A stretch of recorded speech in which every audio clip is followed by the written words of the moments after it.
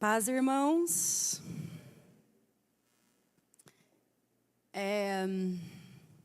Vamos reler o texto que o pastor leu no começo do culto, Gálatas 5:5. Carta do apóstolo Paulo aos Gálatas, capítulo 5, verso 5. Só vou ler o verso 5, que diz assim: pois é mediante o Espírito que nós aguardamos pela fé a justiça que é nossa esperança. Vou reler. Pois é mediante o Espírito que nós aguardamos pela fé a justiça, que é a nossa esperança. Pai, nós te agradecemos por mais este dia, por tudo que o Senhor já fez aqui neste lugar, pelos louvores cantados que já tocou o nosso coração e tenho certeza já tocou o seu coração. Agradeço por cada vida que chegou aqui, Senhor, diante do seu altar, e nós viemos aqui para ouvir a tua voz. Senhor, me dê sabedoria e me ajuda a colocar em palavras o que o Senhor disse no meu coração através desta palavra. Ajuda-me, Senhor, a colocar claramente aquilo que o Senhor falou para mim.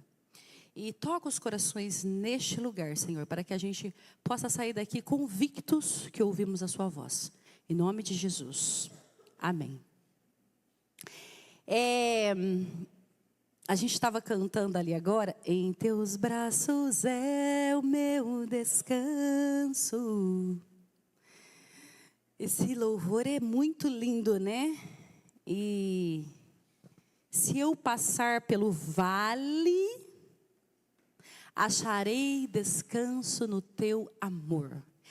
Quantos acreditam muito nisso? Quantos cantam com a convicção que acreditam? O Doni levantou a mão lá atrás. Só o Doni. Quantos de nós que nós acreditamos? E se eu passar pelo vale, acharei descanso no teu amor. Não é talvez eu vou achar, quem sabe eu tenho um refrigério. Não, se eu passar, acharei descanso no teu amor. Isso é uma promessa. Isso é algo que não deixa dúvida. Então, quando o vale chega, quando as dificuldades chegam, o que a gente faz? Porque há momentos que mesmo com toda essa promessa, com tudo que a gente sabe bastante coisa. A gente lê Bíblia, a gente tem palavra, a gente ora, a gente estuda, a gente lê de novo, e relê e medita. Então a gente sabe. Mas há momentos na vida de todos, que mesmo com tudo isso que a gente tem, a gente olha lá para fora e parece que tudo está muito escuro. Muito escuro. Tão escuro que temos de esperar até mesmo a esperança. Você já se sentiu assim? Parece que a minha esperança está num fio. E eu preciso encontrar forças para ter esperança. Então, às vezes, chega momentos na vida da gente que a gente precisa ter força até para esperar a própria esperança. Essa já não é mais agradável, mesmo tendo a bendita esperança. O que é esperança? Esperança, nós temos uma vida cheia dela. Muita gente tem esperança de várias coisas. Isso não é ruim. Mas nós temos a bendita esperança. Essa é a diferença de todas as esperanças que temos nesta vida. A bendita esperança é aquela que nós vamos ver no versículo 5 aqui, desse capítulo 5. Então, mesmo a gente tendo essa bendita esperança, há momentos na nossa vida que, se não fosse o Espírito Santo, nem a bendita esperança nos fazia continuar. É ou não é verdade? Porque nós ainda vivemos diante de uma natureza pecaminosa. A demora de se realizar algo que aguardamos nos faz sofrer. Quando você precisa aguardar para realizar algo que você quer muito, isso te faz sofrer.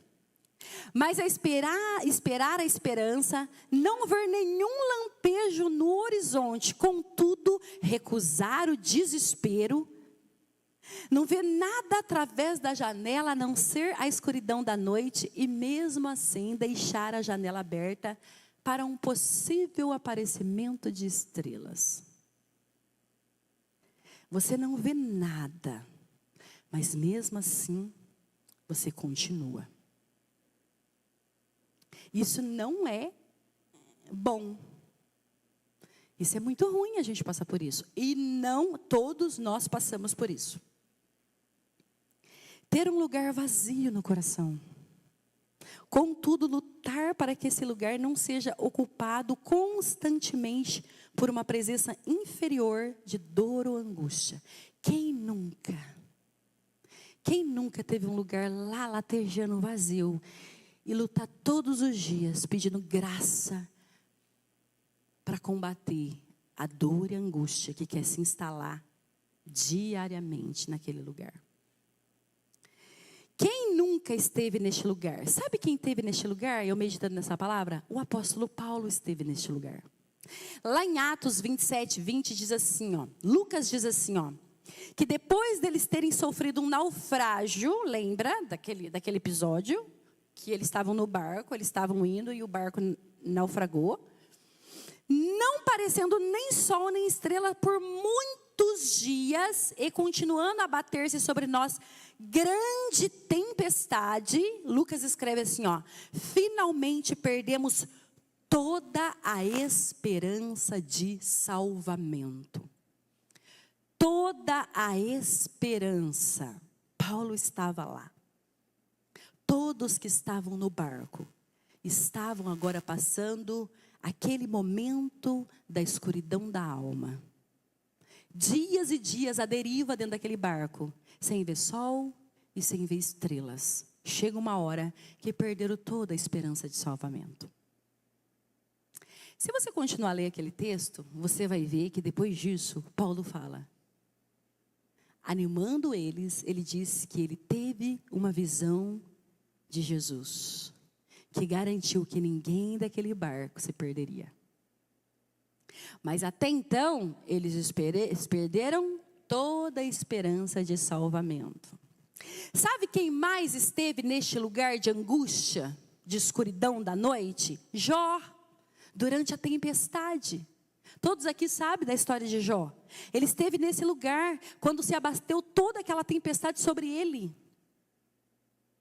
Se você ler minuciosamente o livro de Jó, você vai ver que muitas vezes ali ele pede a própria morte. Ele amaldiçoou até o dia que ele nasceu. Porque tão sofrimento aquele homem estava passando. Ele estava lutando para ter esperança. Quem mais esteve neste lugar? Moisés. Moisés esteve neste lugar no deserto de Midian, conduzindo aquele povo por 40 anos. Quantas coisas. Você acha que foi fácil a vida de Moisés ali naquele lugar, com aquele povo que o próprio Deus fala, um povo de dura cerviz? Você acha que Moisés não chegou a ponto de lutar pela própria esperança? Sabe quem mais esteve neste lugar? Abraão. Abraão esteve neste lugar a caminho de Moriá para matar o seu único filho. O que acontece no coração de um pai quando ele está obedecendo a ordem de Deus e fala, vai até aquele monte e sacrifique para mim o seu único filho. 3 dias de viagem com aquele menino. Ali Abraão passa a escuridão da alma. Dias em que nem sol e nem estrelas aparecem no coração daquele homem. E ele lutando para esperar a própria esperança. Então, todos esses esteve neste lugar. Mas sabe quem mais esteve neste lugar? O próprio Filho do Homem. Jesus esteve neste lugar. Quando ali no Getsêmani, ele se ajoelha e pede ao Pai que, se possível, passasse dele aquele cálice. Por quê? Nunca havia se separado do Pai. Mas agora por mim e por você ele se tornou maldito. Então ele não poderia estar com o pai ali, com todo aquele pecado sobre ele. O pai o abandonou naquela cruz. E Jesus fala: faça a sua vontade, não a minha. Jesus está lutando em agonia, a ponto de suar sangue, pela própria esperança. Então, olha que incrível, que todos nós passamos por este momento. Eu posso te garantir que se você nunca passou pela a escuridão da alma, você ainda vai passar. Todos vão passar neste vale que nós cantamos. E se eu passar pelo vale. E mesmo com todas as promessas de Jesus, e elas são reais e concretas, mesmo assim, a gente fica mal quando isso chega. Lutar pela esperança parece que nunca ela vai chegar. Parece que aquela janela aberta nunca vai haver um lampejo de luz. Mas a esperança que temos é que você, mesmo sabendo disso, continua deixando a janela aberta. É quando você luta pela própria esperança. Paulo vai dizer, quando ele escreve para os irmãos de Roma, ele vai dizer, falando de Abraão, ele fala que Abraão, sem esperança, creu em esperança. Quando ele leva esse menino para ser sacrificado. Um homem daquela idade, idoso daquele jeito. Mas ele tinha a promessa. Por meio desse menino é que virá a sua descendência. Então o autor de Hebreus vai falar que Abraão creu tanto na promessa que ele recebeu aquele menino como se ele tivesse ressuscitado dentre os mortos. Porque Abraão, ele não foi naquele monte, e eu tenho quase que certeza para falar isso, que ele não imaginou que Deus livraria aquele menino da morte. Mas que ele receberia aquele menino dentre os mortos. Porque quando ele chega naquele monte, amarra aquele menino, ele levanta o cutelo, ele levanta a faca para matar o próprio filho. Você não vê na passagem ele fazendo uma oração, ele falando: Senhor, tem certeza disso? Me dá mais 10 minutos, eu acho que eu vou orar mais 5, e vamos ver se eu vejo um sinal. Será que eu entendi direito? Eu tenho que matar esse menino mesmo? Não. Você vê Abraão chegando, amarrando o menino e levantando a faca. Mas ele tinha a promessa.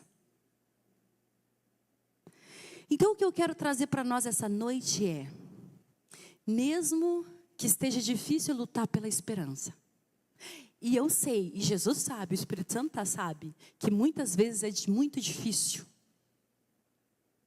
você não pode perder de vista a bendita esperança. Não se dê o luxo de perder de vista a bendita esperança. Todos aguardaram pela bendita esperança. Quem? Abraão, Moisés, todos esses que eu falei do Antigo Testamento, Jó, o apóstolo Paulo, Jesus. Jesus também, claro. Leia a carta aos Hebreus e você vai ver que o autor fala assim, pela alegria que lhe fora proposta, ele suportou a cruz. O que ele estava guardando no coração? A bendita esperança. Eu sei, se possível passar esse cálice, passa, mas contudo, seja feita a tua vontade, porque eu sei que tem algo depois de tudo isso daqui para mim.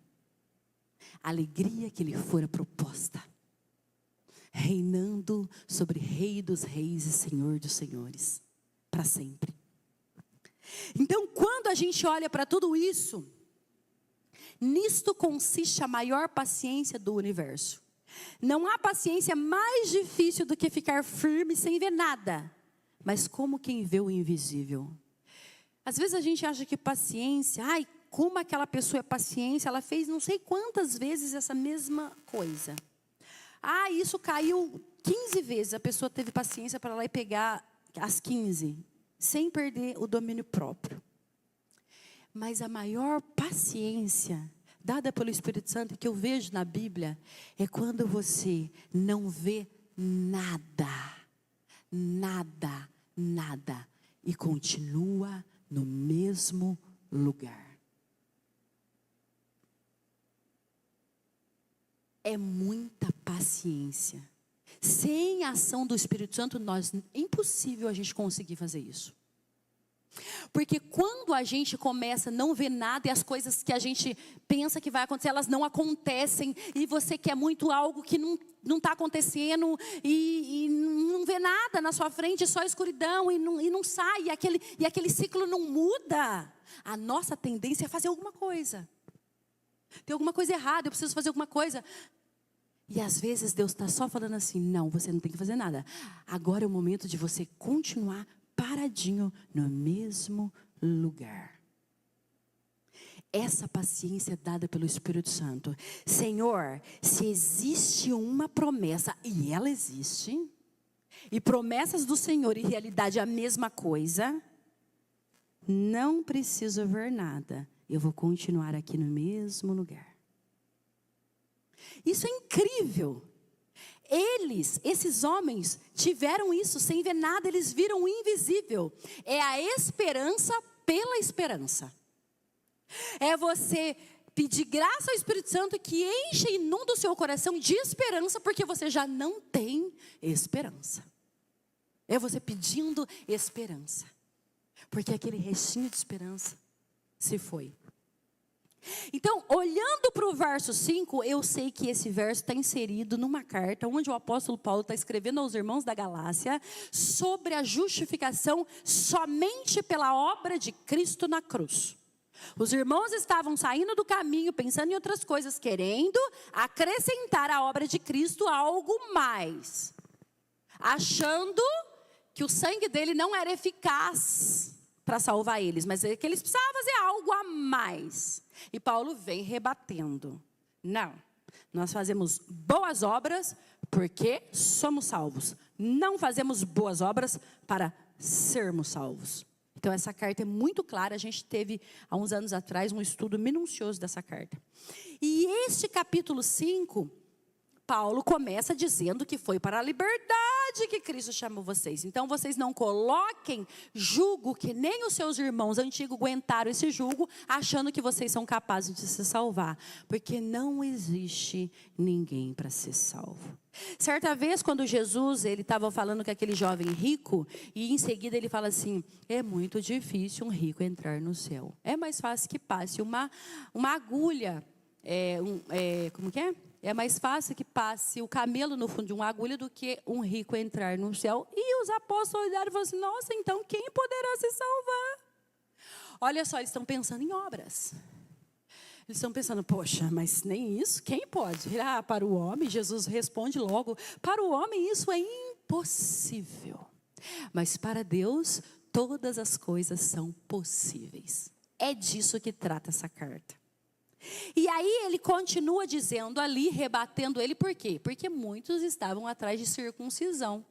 Os judeus eram circuncidados, e aqueles que estavam se convertendo, eles achavam que precisavam circuncidar, senão não seriam salvos.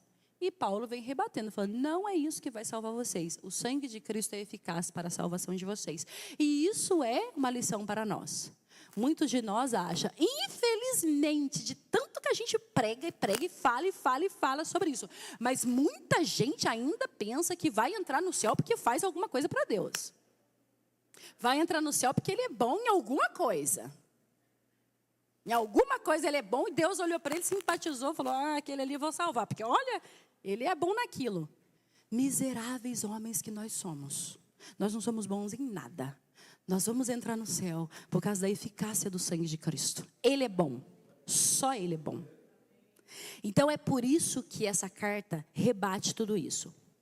E aí no 4 ele vai falar: vocês procuram ser justificados pela lei, separaram-se de Cristo, caíram da graça. Não é por lei.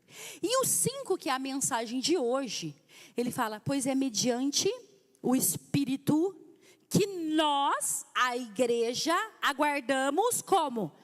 Pela fé, a justiça. E o que é a justiça? A nossa esperança.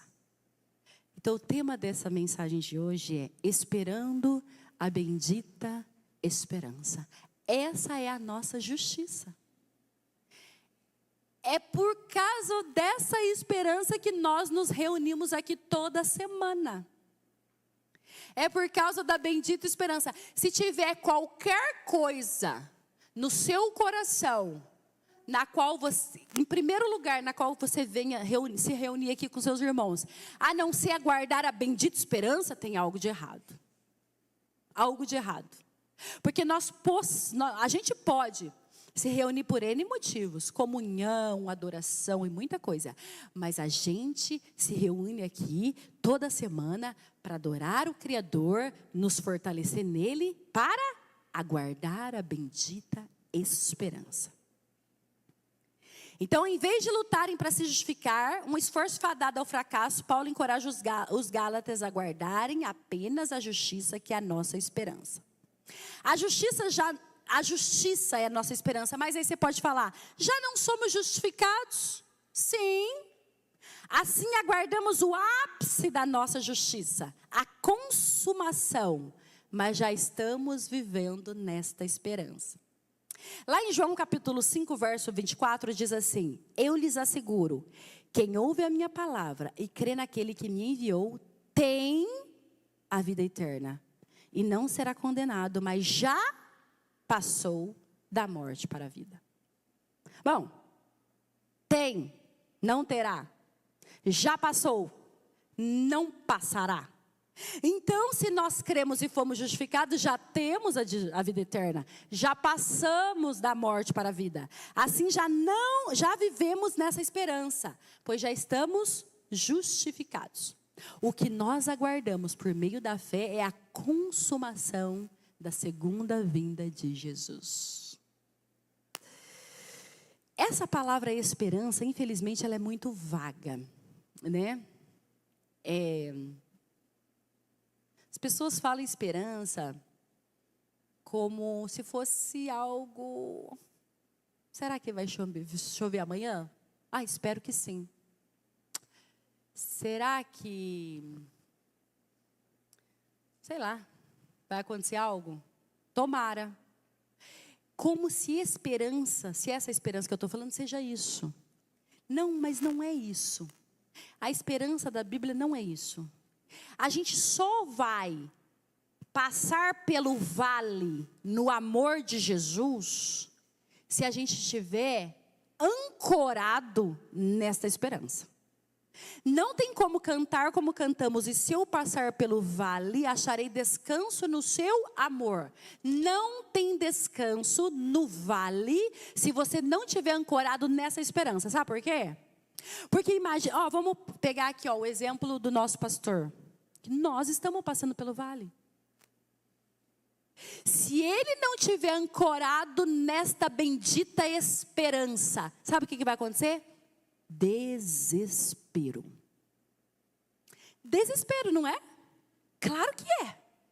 E qualquer um que passa por um sofrimento, que perde de um ente querido, uma doença e algo terrível que acontece. Se você não estiver ancorado nessa bendita esperança, sabe o que vai acontecer com você? Desespero. Sabe por quê? Não tem esperança. Não tem como passar pelo vale. Nós só passamos se estivesse ancorado. Mas o que é esperança? A esperança da Bíblia. E eu gosto de usar o texto de Hebreus capítulo 11, verso 1. Eu marquei algumas versões, todas as versões que eu tinha na minha casa, para ficar bem claro para a gente. Diz assim, a King James diz assim, ora, a fé é a substância das coisas pelas quais esperamos, a evidência das coisas não vistas. Olha que interessante. Já o meio da Revista Atualizada diz assim, ó. Ora, a fé é a certeza das coisas que se esperam, a convicção de fatos que não se veem. Ao meio da Revista Corrigida. Ora, a fé é o firme fundamento das coisas que se esperam e a prova das coisas que não se veem. A Vulgata Latina. É, pois, a fé a substância das coisas que se devem esperar, um argumento das coisas que não se aparecem. A NVI. Ora, a fé é a certeza daquilo que esperamos e a prova das coisas que não vemos. E de todas essas, eu gostei muito, muito mais da linguagem de hoje, que diz assim, ó. A fé é a certeza de que vamos receber as coisas que esperamos. E a prova de que existem coisas que não podemos ver. Uau! Sabe aquela janela escura que eu falei aberta? Que você olha através dela e só vê escuridão? Sabe o que é a fé nessa esperança? É você continuar olhando através daquela janela. É você não sair da frente daquela janela. É você fixar os olhos naquela escuridão. E mesmo assim sentir alegria. Sabe por quê? Porque que você consegue ver através daquela escuridão. Você tem a certeza que atrás daquela escuridão tem algo extraordinário. Mas você tem tanta certeza que você não fecha essa janela e você continua olhando para ela. Essa é a nossa esperança. Essa é a fé da bendita esperança. Não é uma fé vaga se vai acontecer. O verdadeiro sentido do termo esperança é indicado nesse verso 5. Paulo diz que aguardamos simplesmente essa justiça. Não trabalhamos, nem lutamos por ela. Ó, pensa bem. Você não trabalha e nem luta por essa justiça. Você aguarda essa justiça. Lembra que eu disse? A maior paciência dada pelo Espírito Santo é aquela que você continua no mesmo lugar. Porque você tem convicção de que aquilo que Deus te prometeu vai chegar. Essa é a fé na bendita esperança. Porque temos uma garantia. Como que, Neuza, que eu posso ter essa convicção? Porque você tem uma garantia. Imagina que você compra um eletrodoméstico. Quebrou. Uma semana de uso. Não tem problema. Por quê? Você tem garantia. Está na garantia. Então você não se preocupa muito. Você vai lá, a loja troca. Pronto, simples assim. Se você tem um carro, você põe o carro no seguro, roubou. O seguro vai te dar outro. Você não entra em desespero. Por quê? Você tem uma garantia. Você não vai perder nada. Ok, até gostava daquele carro. Tá, mas o seguro vai te dar o valor dele. Compra outro. Ok. Se você não tem seguro do carro, roubou o carro. Agora bateu o desespero. Perdi tudo. E se aquele objeto, a televisão, aquele que você comprou, quebrou? Não está mais na garantia. Aí a tristeza. É por isso, nós falamos isso na escola bíblica hoje. É por isso que o crente fica triste, mas não desesperado. Por quê? Porque nós temos a garantia do quê? Da bendita esperança. Qual é a nossa garantia? A garantia da bendita esperança. Eu gosto quando Paulo fala na carta de Efésios, capítulo 1, verso 13 e 14, ele diz assim: quando vocês ouviram e creram na palavra da verdade. Qual é a palavra que vocês ouviram e creram? da verdade, o evangelho que os salvou. Vocês foram o quê? Selados em Cristo com o Espírito Santo da promessa. Quem é esse Espírito Santo da promessa? Porque o versículo não termina aí. Ele é a garantia da nossa herança. Até quando? Até a redenção daqueles que pertencem a Deus. Então, para o louvor da sua glória. Então, qual é a nossa garantia? O Espírito Santo. Então, por que se eu passar pelo vale, o desespero não me pega? Porque eu tenho uma garantia dada pelo Espírito Santo. E Ele garante a mim até o dia da minha redenção. Ele tem poder para me garantir.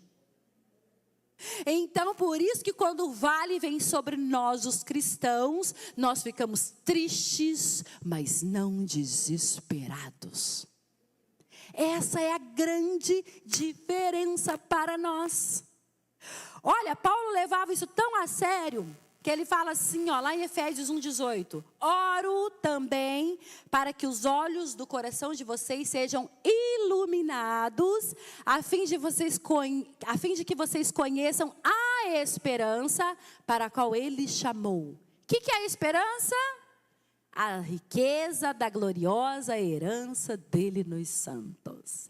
Aí você começa a entender por que você olha para a vida do apóstolo Paulo. Aquele homem que parecia que não tinha amor próprio, né? Alguém pode dizer, esse homem não tem amor próprio, esse homem não gosta nem dele, esse homem só sofre, só leva chicotada, só leva pedrada, só fica preso com fome, com frio. Credo, que vida! Ele não olhava para aquilo ali tudo, ele conseguia olhar além daquilo. Sabe quando você olha, pega o óculos do Espírito Santo, me empresta os óculos, porque eu quero olhar pelas lentes dos seus óculos, pelas lentes do Espírito Santo. Então você não vê o caos que está em volta da sua vida, você vê além daquilo. É por isso que você mantém a janela aberta.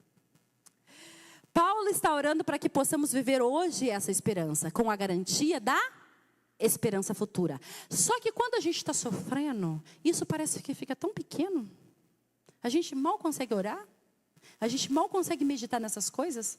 Porque parece que o nosso sofrimento é tão grande. E é por isso que todo cristão passa pela noite escura da alma.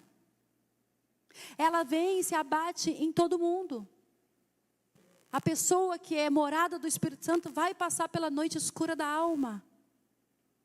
E é tão incrível que parece que Deus permite isso para nos ensinar algo valiosíssimo.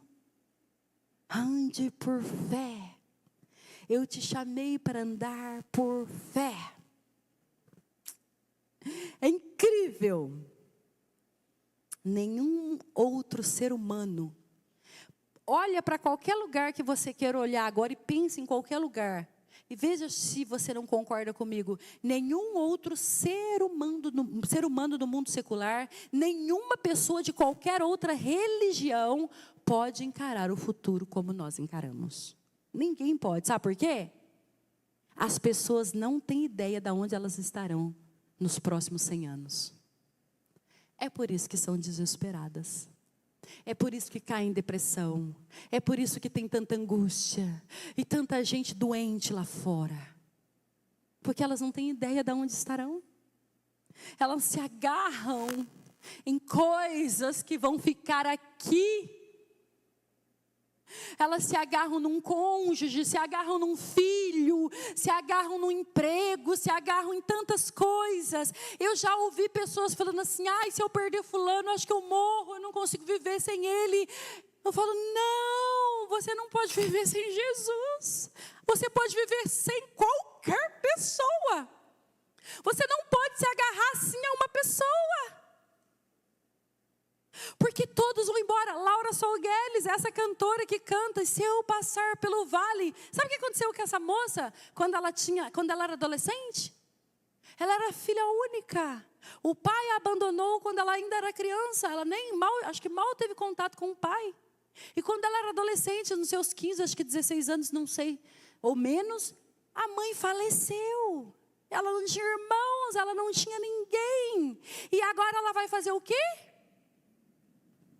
Deitar dentro do caixão com a mãe?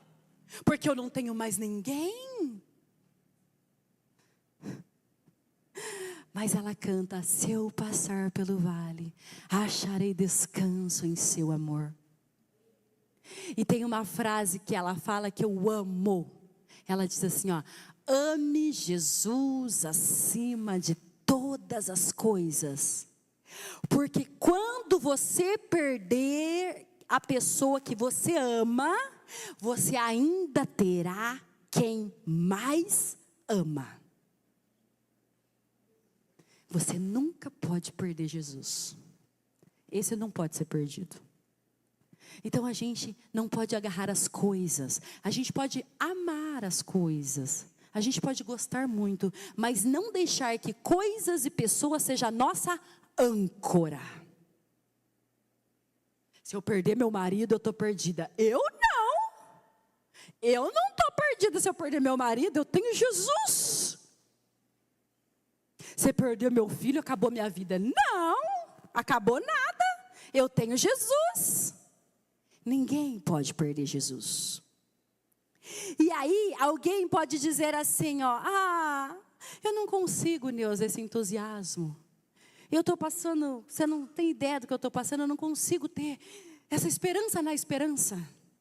Eu não estou conseguindo nem esperar a esperança. E por quê? Porque eu não sinto nada. E aí a gente olha para a Bíblia e a gente vai lá para Abacuque. O profeta Abacuque, no capítulo 2, verso 4, ele diz assim, ó: o ímpio está envaidecido, seus desejos não são bons, mas o justo viverá pela fé. Sabe o que Deus está dizendo? Que o ímpio olha para os seus desejos e vive de acordo com aquilo que ele sente. Mas o justo não. O justo vive pela fidelidade na palavra de Deus. Deixa eu falar uma coisa. Quantas vezes nós deixamos de fazer alguma coisa porque não sentimos? E infelizmente, dentro da igreja a gente faz isso. Nós somos pessoas salvas, filhos de Deus, e a gente faz isso. Eu não estou sentindo de ir no culto hoje. Por quê? Não sei, não estou sentindo, estou com vontade. Mas eu preciso sentir. Eu preciso sentir alguma coisa para ir no culto? Não. Olha só. Lá, a Bíblia diz aqui, ó, no profeta Abacuque: o justo viverá pela fé. O que é fé? A prova das coisas que não se vê. Deus não chamou eu e você para viver de sentimentos. Deus nos chamou para viver pela fé. Então, quando Deus chama alguém para viver pela fé, não é por vista, não é por emoções, não é por sentimentos, é por fé. Você não vem no culto porque aconteceu um problema, alguma coisa, é uma coisa. Eu não vim no culto porque eu não estou sentindo, aí eu preciso instalar um negócio, né? Pera lá. Eu preciso sentir o quê? E a gente erra muito isso, porque a Bíblia diz que o nosso coração é enganoso. E a gente vive muito de sentimento. Aquela palavra não falou comigo, não senti. Não, você não tem que sentir, você tem que crer. Porque imagina quando chegar a noite escura da alma. Aí o que você vai sentir? Angústia? Você vai sentir tristeza? Um monte de sentimentos negativos. E daí se você for para os seus sentimentos, você está perdido. Nossa, agora eu vou deitar nessa cama que eu não levanto mais, porque eu estou angustiado, porque eu estou triste, e a gente está mesmo, e aí isso é lícito mesmo, e Deus sabe, mas Jesus fala assim: levanta, porque eu não te chamei para viver por sentimentos, eu chamei para você viver por fé. Então, Senhor, eu não estou sentindo nada, mas se o Senhor falou que eu tenho que ir, eu vou. Mas eu não estou vendo nada, mas eu não falei para você viver por vista, eu falei para você ir. Que eu estarei contigo, e isso basta. Então a gente tem que parar de achar que a gente tem que sentir as coisas. Você já viu gente que às vezes está falando alguma coisa e fala assim: até me arrepiei, ó. Aí agrega isso ao Espírito Santo. Eu fico imaginando o Espírito Santo, né? O que eu tenho a ver com o seu arrepio? Né? Gente, arrepiar faz parte das emoções de um corpo humano. Né? Eu posso arrepiar por N coisas. Mas não é o Espírito Santo que está fazendo eu arrepiar. Né? Então, assim, e se você não arrepiar? Nunca arrepiar? Ixi, o Espírito Santo me arrepia. O Espírito Santo foi embora, nem está mais aqui. Porque, não, faz tempo que eu não arrepio, hein? Então, gente, a gente é feito de corpo, alma e espírito. Então as pessoas querem viver muito por sentimento, por emoções, sabe? Ai, não senti, não arrepiei, não é de Deus. Você vê isso na Bíblia?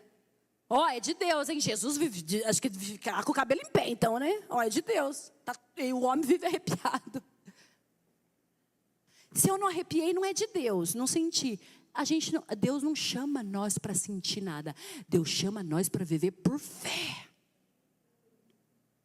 Você pode contar um testemunho, algo bom e arrepiar? Lógico que pode. Somos humanos, a gente arrepia, a gente sente frio, a gente sente tristeza, a gente sente um monte de coisa. Esse dia eu estava conversando com a Marli, coisa boa, né? Bênção, bênção e bênção. E a bênção era tão bênção, que eu cheguei a arrepiar. Eu falei, olha Marli, até arrepiei, mas eu mesmo que estou arrepiada. Então a gente tem que parar de viver por aquilo que a gente sente, porque os nossos sentimentos são enganosos. A gente se engana muito com isso. Porque se você for viver só por aquilo que você sente, quando bater a escuridão, e ela sempre vai bater, e ela vai bater porque nós estamos no meio de uma guerra, numa luta. Aí a guerra está travada, porque você vai olhar só para os seus sentimentos. E os seus sentimentos vão te jogar no fundo de uma cama, da qual só pela misericórdia de Deus você vai sair de lá. Então, para de querer ver, para de querer sentir. Comece só a obedecer. Senhor, eu não vejo, eu não sinto. O que eu estou vendo, eu não estou gostando. Mas, se o Senhor disse que o Senhor está comigo, bora lá. Não tem problema. E para concluir, precisamos voltar a mente para quem somos e o que temos em Cristo. Com tanta frequência, a ponto do nosso coração sofrer uma comoção e nosso comportamento será ajustado a essas realidades invisíveis. Gente, isso é tão real, porque se você pega isso para você e fala, Senhor, eu creio, eu acredito, eu creio isso, a minha dor está latejando, meu coração está vazio, está doendo, está angustiante, mas eu tenho uma promessa que o Senhor está aqui. E eu preciso enxergar além dessa escuridão. Eu preciso com os olhos da fé. Pela alegria que o Senhor vai me dar, que eu sei, porque o Senhor prometeu. E é essa que vai me levar adiante. Por fé. Isso é fé. É quando eu não vejo nada, mas eu continuo. Isso é fé. É quando eu ouço um não de Deus, mas eu continuo. Isso é fé. Quando todas as vezes vai te abandonar e você vai ficar sozinho. Mas Deus fala, nunca te deixarei, nunca te abandonarei. Muitas vezes a gente tem um propósito diante de Deus, seja por N coisas. Eu não sei o que você tem colocado diante de Deus, mas todas as pessoas têm colocado orações e propósitos diante de Deus. E quer saber de uma coisa?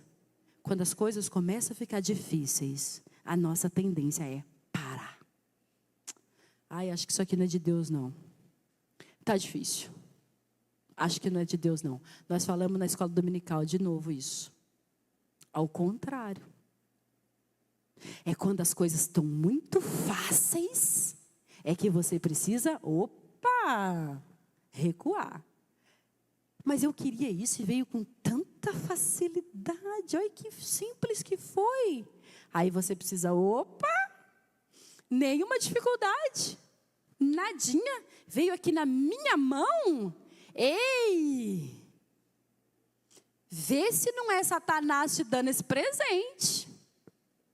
Está muito fácil. Deixa eu falar uma coisa para vocês. Todas as vezes que você coloca um propósito diante de Deus e as coisas começam a ficar difíceis, é porque Satanás sabe que você vai ser abençoado com aquilo. Então ele não vai deixar que você chegue fácil na sua mão. Ele precisa trabalhar e fazer o serviço dele, que é atrapalhar, de colocar desânimo no seu coração, para você parar, para você abandonar, para você jogar tudo para cima. Não quero mais saber. Acabou, não, acho que Deus não está querendo isso, não é? Gente, eu fico olhando pela história de Moisés. Deus fala, Moisés, vai lá tirar meu povo, vai lá libertar meu povo. Eu te escolhi, vai. E ele vai, aí ele chega e fala, meu Deus, você não conhece, mas o meu Deus veio aqui, mandou eu vir aqui, liberta meu povo, embora. E Faraó fala, opa, ok, vai com Deus, pega o povo, vai embora. Não foi assim. Quantas vezes aquele homem foi lá e levou na cara lá de Faraó e a dificuldade que foi, que todos vocês sabem. Mas não foi Deus que mandou o homem lá? Mas não foi Deus? Já se alguém fala assim, mas tem certeza que Deus te mandou aqui, Moisés? Porque não sei não, viu? Porque meu Deus do céu, quanto tropé para sair desse Egito. Será que foi Deus mesmo? Você tem certeza que você viu ele? Ele falou com você mesmo? É ele mesmo? Porque está difícil demais. Gente, o Espírito Santo nos deu entendimento, percepção, discernimento das coisas. Quando você coloca uma coisa diante de Deus, e Deus gosta que você coloca diante de Deus, e começa a ficar tudo difícil, fala, é isso aí. Você já se levantou, né? Mas em nome de Jesus, nós vamos batalha por batalha, até eu vencer. É assim. Porque é muito difícil. Satanás não quer que você receba. Satanás não quer que você chegue naquele lugar. Eu falei aqui esse dia na escola bíblica que eu estou tentando marcar um culto evangelístico num orfanato. Está dificílimo. Meu Deus, joga para um, joga para outro. Conversa com aquele. Senhor, põe diante de Deus em oração. Agora tem que preencher uma carta, tem que mandar lá. O que mais tem que fazer? Desiste, Neuza. Não vou desistir, não. Eu não vou desistir, não. Sabe, Satanás, sabe por que eu não vou desistir? Porque eu bem sei que você não quer que nós vamos lá falar de Jesus para aqueles jovens lá. Eu estou achando, você acha mesmo que o diabo quer que nós vamos lá falar de Jesus para aqueles jovens? Então não vai ser fácil. Então quando as coisas estiverem difíceis, continua com os olhos fixos na bendita esperança. Porque a probabilidade é quase de 100% do que aquilo que está difícil ser da vontade de Deus. Eu não vou falar 100%, porque eu sei que tem coisas que Deus não aprova que fica difícil também. Mas quando você coloca diante de Deus algo que está alinhado à vontade dEle e começa a ficar difícil, continua. Continua que Ele vai te dar graça para isso. Então isso acontece com aqueles que têm fé no Filho de Deus, conforme o Espírito Santo executa a sua obra. Então olhe sempre através daquilo que você está vendo. Olhe sempre para aquilo que você está vendo? Não, olhe sempre através daquilo que você está vendo.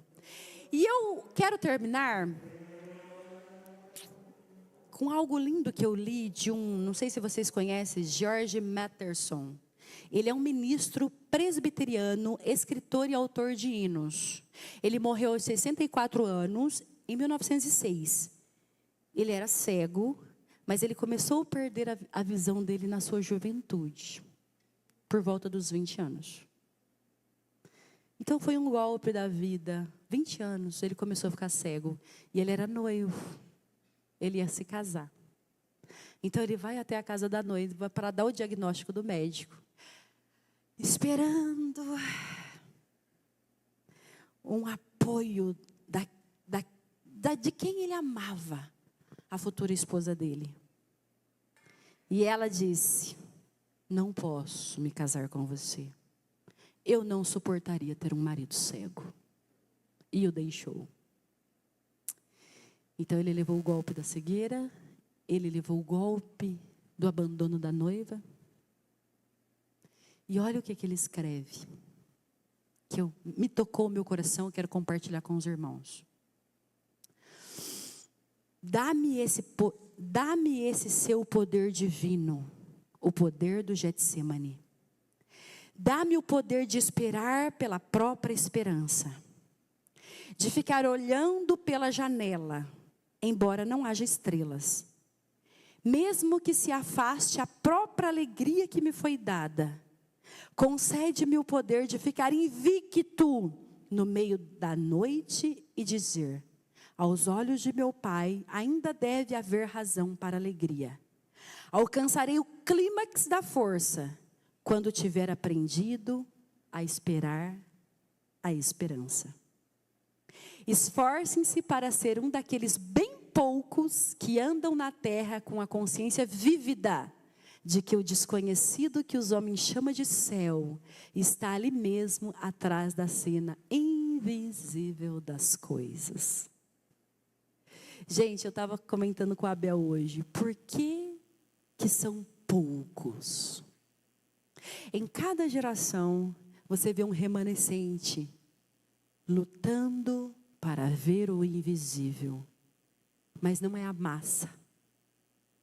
São poucos. E aí eu li isso que George Matterson escreveu, e ele diz: esforçam-se para ser um daqueles bem poucos que andam na terra, com a consciência vívida de que o desconhecido, que os homens chamam de céu, está ali, atrás da cena visível das coisas. Isso é incrível. Isso não é para muita gente, isso é para bem pouco. É para aqueles que Deus permitiu que passassem pelo vale. Mas que eles, mesmo no vale, eles conseguem ver o céu atrás de toda aquela escuridão. Que Deus nos dê esses olhos fixos na bendita esperança. Amém? O Deus da paz, que pelo sangue da aliança eterna trouxe de volta dentre os mortos o nosso Senhor Jesus, o grande pastor das ovelhas, os aperfeiçoa em todo bem para fazer a vontade dele e opera em nós o que lhe é agradável mediante Jesus Cristo, a quem seja glória para todo sempre. Amém. Eu quero orar com vocês. Vamos orar? Pai, obrigada por esta palavra, Senhor. Senhor, obrigada por o bálsamo de nós termos no Senhor Espírito Santo essa certeza, essa convicção. Porque mesmo passando pelo vale e pela escuridão da noite, o Senhor está conosco e nós não seremos destruídos aqui. Nós aguardamos a bendita esperança. Senhor, eu quero pedir por cada vida que está aqui, por aqueles que em casa teve a oportunidade de ouvir esta palavra, seja o que for que estiver passando, o vale que estiver, a angústia que estiver, o desespero que estiver, Senhor, conforta o coração dessa pessoa que está ouvindo agora com a bendita esperança. Nos ajuda a ver através da escuridão, nos ajuda a ver o invisível e ouvir o inaudível, coisas que os olhos carnais não podem ver, para que assim possamos ficar firmes no mesmo lugar, até o dia em que o Senhor vier para nos buscar. É isso que eu peço, Senhor. Esta é a minha oração, em nome de Jesus. Amém.